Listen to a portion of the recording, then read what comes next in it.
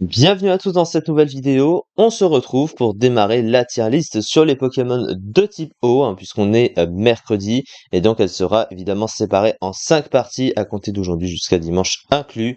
Et maintenant, de toute façon, vous avez, je pense, l'habitude, sauf si vous ne suivez pas mes vidéos, mais de toute façon, je le redis à chaque fois, pour être sûr. Et du coup, le type eau, c'est celui qui a le plus grand nombre de Pokémon, donc évidemment, alors pour partager la tier list, je ne sais pas comment je vais faire, alors on verra au fur et à mesure.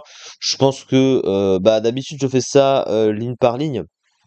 Mais là je pense qu'on va juste faire la première génération et puis après au fur et à mesure qu'on fait la tier list, je verrai. Voilà. Donc globalement, voici, ça fait quand même un bon moment pour cette tier list. Ça tiendra largement sur 5 parties, ça c'est sûr.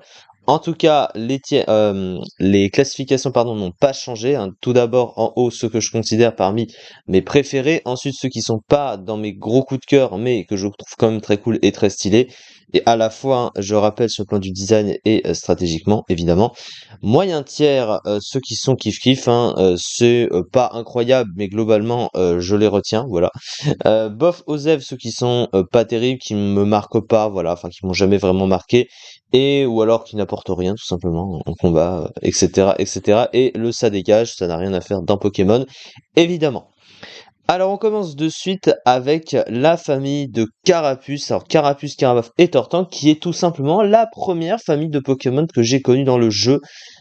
Pour ces raisons, alors je vais pas la mettre dans mes préférés, j'aurais pu en vrai, mais c'est que de la nostalgie, c'est pas plus que ça, mais c'est quand même une famille que j'aime encore aujourd'hui, surtout que Carapuce c'est un starter que je trouve très beau et très mignon, donc honnêtement ça ira pas dans mes préférés, faut rester un petit peu objectif, donc on va rester dans très cool, très stylé. Après, Tortank en stratégie, c'est pas non plus incroyable, tu vois, mais je pense surtout à la nostalgie là, et c'est à part. Alors, Mega Tortank, par contre, c'est littéralement Bof Osef, parce que il a beau être plus fort en stats, c'est le principe des méga évolutions, mais il y a rien de plus en fait. Le design n'est pas vraiment très différent de Tortank de base. Et il y a pas énormément de choses de plus, clairement, voilà. Il est un petit peu c'est un peu gâché, voilà, c'est un peu dommage. Certaines méga évolutions sont un peu tristes comme ça. Moi, je trouve qu'ils auraient pu faire mieux pour Megatortank, très clairement.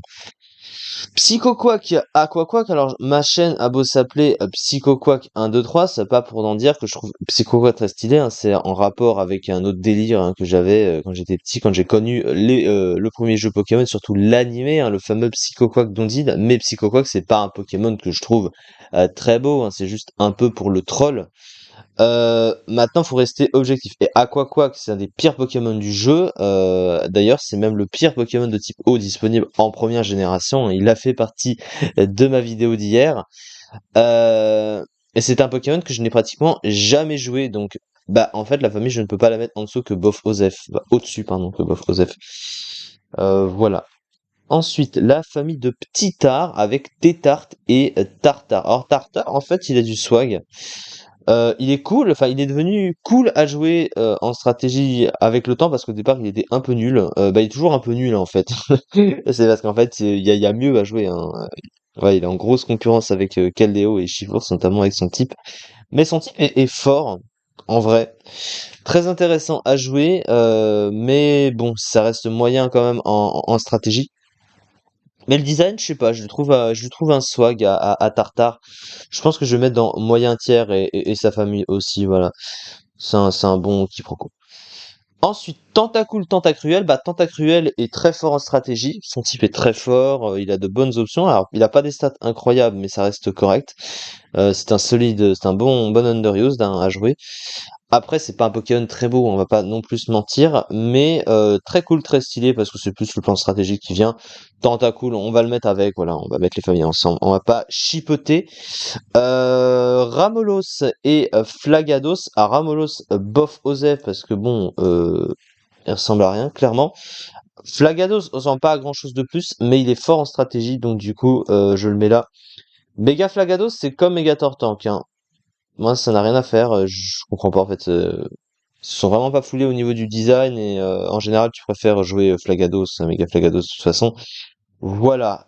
Alors Otaria Lamantine. Alors Lamantine, c'est ça dégage direct parce que je trouve le Pokémon moche. Et alors c'est un Pokémon pourri à jouer en stratégie et Otaria est pas nécessairement très beau non plus. Là c'est plutôt ça dégage. Crustabri. Or Crustabri, c'est un de mes préférés. Par contre Crustabri, je pense que je peux le mettre directement là-dedans. Coquillas, non. Coquillas c'est plus bof aux ailes parce que bon il est pas très très beau non plus.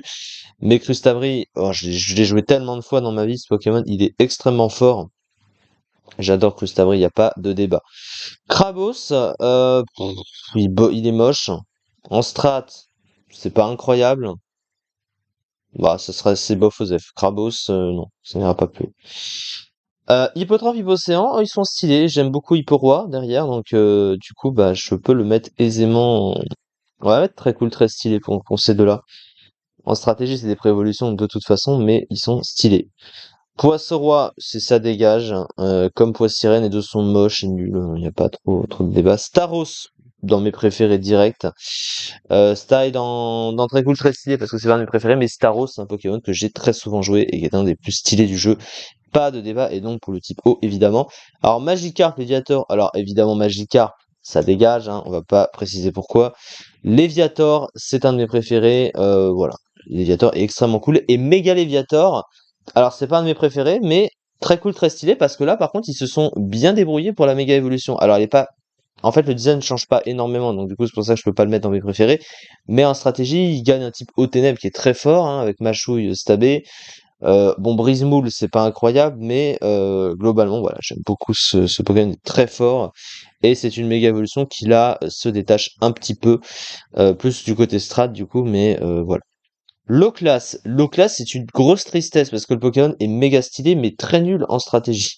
Donc du coup, avec un potentiel néanmoins, mais il y a beaucoup de choses qui le rendent pas ouf. Donc moyen tiens. Aqualis, c'est la même chose. Il est très stylé, c'est une évolution que j'aime bien, mais il est correct en stratégie, il est pas non plus si nul que ça, mais bon, il a un full très limité. Et il y a d'autres, bah, il y a tous ses collègues de type O, hein, la plupart qui sont meilleurs que lui. Mais en vrai, on va le mettre dans mon tiers parce qu'il est quand même beau, Aquali, hein, c'est ça.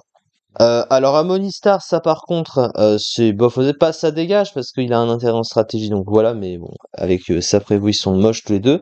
Alors que Kabutops, par contre, je le trouve très cool, très stylé, c'est celui que je préfère des deux. Kabuto, c'est bof aux F, hein, parce que lui est pas très beau, puis il n'y a pas de rapprochement avec son Evo. Voilà, du coup on va s'arrêter là pour cette vidéo parce qu'on a fait tous les types O de la première génération et on va aller comme ça au fur et à mesure, hein, écoutez, et on verra bien, hein, je sais pas comment on va avancer petit à petit, voilà, il reste encore 4 parties, du coup, hein, demain, après-demain et ainsi de suite. Merci beaucoup de m'avoir suivi et à très vite pour une prochaine vidéo.